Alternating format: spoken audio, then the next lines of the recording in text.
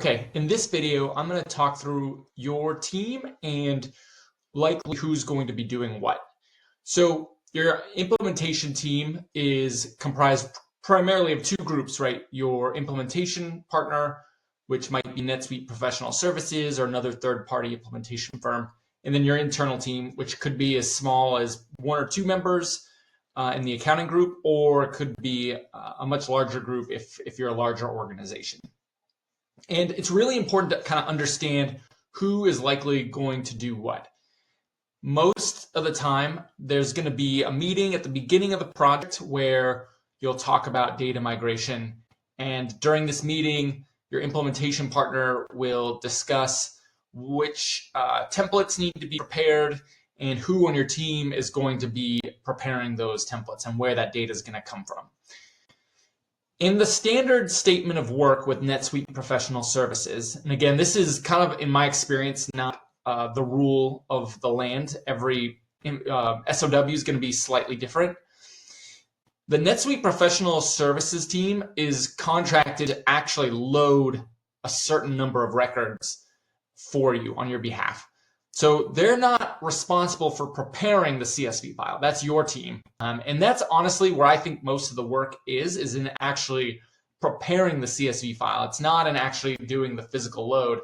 That's actually, I mean, that's challenging in its own way, but it's, all judgment and all the challenges in, extracting the data, cleaning the data, making the judgment calls about which fields are important and which ones aren't.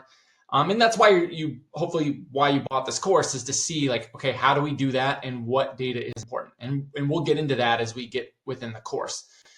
But typically, NetSuite Professional Services at least is going to be contracted to load a certain volume of these transactions. So it could be 24 monthly journal entries, which is 2 years of historical financial statements, or it could be 250 customer records. So if you have 1,000 customer records, you're going to be responsible for loading 750 of those, and the NetSuite professional team will load 250.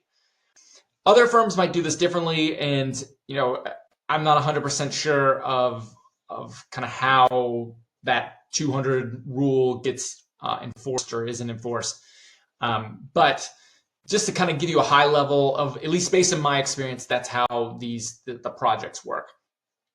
So when it comes to who should actually be the person who's preparing these CSV files on your team, especially if most of this data is coming from QuickBooks Online, I would recommend that somebody who's an accounting user, who's familiar with QuickBooks Online, who's also pretty good in Excel, is probably the best person to actually prepare the CSV files. And in this video, right on in this course, I'm going to go through kind of the step-by-step. So if you're not good in Excel, that's why you bought this course. I'm going to show you how to do all this stuff, hopefully efficiently. I think the other key piece of why I think an accounting team member is ideal for this role is understanding the risk profile of which data is important and which data isn't, especially in the context of the larger company picture. So for example, country is a required field for addresses in NetSuite. It's not a required field in QuickBooks.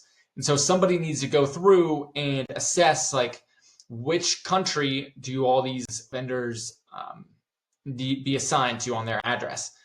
Now, if you're a US-based company, right, it might be safe to assume that all of our customers are based in the United States. And so that's a pretty easy judgment call. But maybe that's not the case. And so somebody needs to go through and assess that. Another consideration is, hey, these addresses, some of them are pretty old. We don't know if they're updated.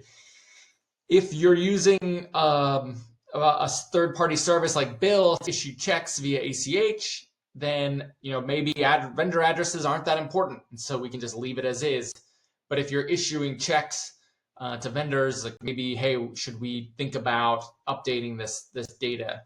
And those are the kind of judgment calls that are going to be difficult for a consultant or somebody outside of your team to really make. And so that's, I think, where the judgment comes into play of what data is important and what data isn't.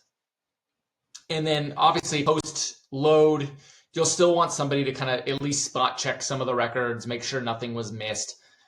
And I'll kind of talk about that in these next couple of videos about how to do that so that you kind of ensure that you don't miss any records. All right, so that is an overview of how I would set up my team and what you can expect from your implementation partner. All right, with that, we are ready to move on to the next section for preparing for your data migration. We'll see you in the